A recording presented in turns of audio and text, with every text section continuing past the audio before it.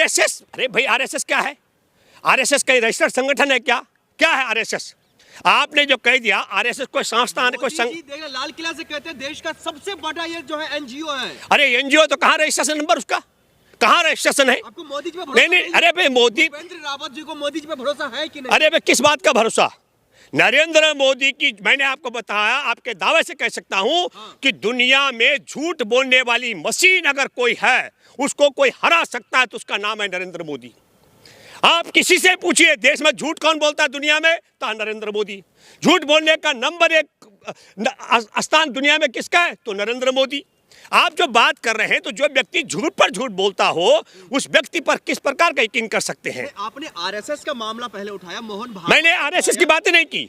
हमने कहा कि एक पशु डॉक्टर रहे मोहन भागवत को आप Z+ की सुरक्षा दे रहे हैं, और जो पत्रकार भारत में की जमीन पर चीन ने कब्जा कर लिया उनकी टारगेट किलिंग करा रहे हैं, ये सवाल मैं कर रहा हूं। आप पशु डॉक्टर को दे दिए तो उन पत्रकारों को दीजिए जो पत्रकार अरुणाचल की नहीं, भारत के अलग अलग हिस्से में चीन ने जो कब्जा किया उसकी रिपोर्टिंग करना चाहते हैं। आरएसएस के बारे में आपको पता है, आरएसएस से देश के प्रधानमंत्री नहीं, निकले हैं। पहले सुनिए, नहीं, आरएसएस का प्रचारक रहना अलग बात। देखिए सुनिए, जो आपने एक बात कही तो मैं आपको बता दूं, हमने ये बात बहुत पहले कही थी।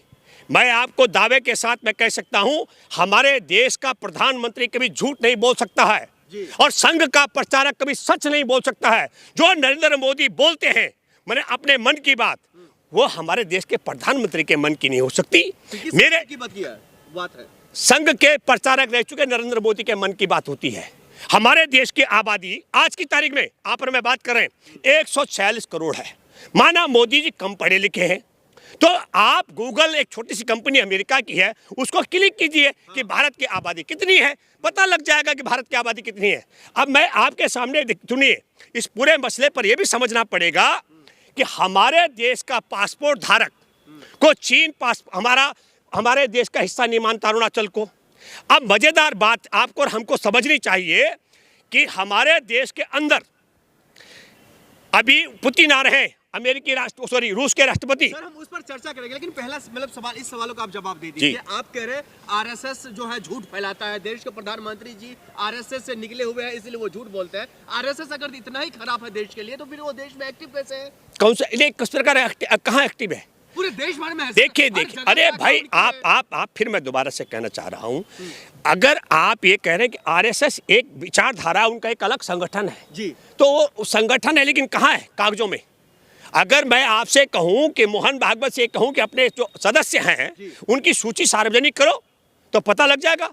अभी तो आपको बताता हूं, यहाँ झंडेवालान में 1200 साल पुराने मंदिर को तोड़ा जा रहा है संघ की गाड़ियों की पार्किंग के लिए। आप हैरान हो जाएंगे जान करके, 1200 साल पुराने, ये कल पैदा हुआ आरएसएस, उसके लिए 1200 साल पुराना मंदिर तोड़ा जा रहा है।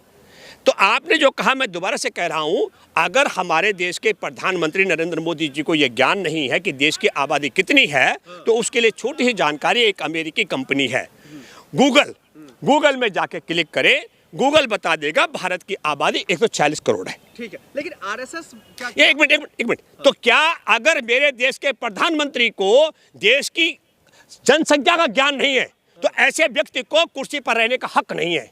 और अगर संख्या का ज्ञान है और झूठ बोलता है, संख्या कम बताता है, इसका मतलब है कि प्रधानमंत्री के मन की बात नहीं होती है, संघ के प्रचारक के मन की बात होती है। क्या संघ को बंद कर देना चाहिए देश में? बिल्कुल बंद कर देना चाहिए, बैन कर देना चाहिए। अरे बिल्कुल, मैं कह रहा हूँ झूठ बोलने वाले तमाम गिरोह को बंद करना चाहिए। संघ को, आप आरएसएस को बैन करने की आप बात कर रहे हैं? मैं कह रहा हूँ, अरे हमारे देश के पहले गृह मंत्री सरदार पटेल ने बैन किया था, उनके करतूत ऐसे, कर्म ऐसे हैं, इसलिए बैन करने की बात है। लेकिन मैं ये कह रहा हूँ, ये जो आप बात कर रहे हैं, आपका सवाल है कि ये बहुत बड़ा संगठन है, वो एक अलग मसला है, इस पर लंबी चर्चा। लेकिन मैं फिर अरुणाचल की बात पहले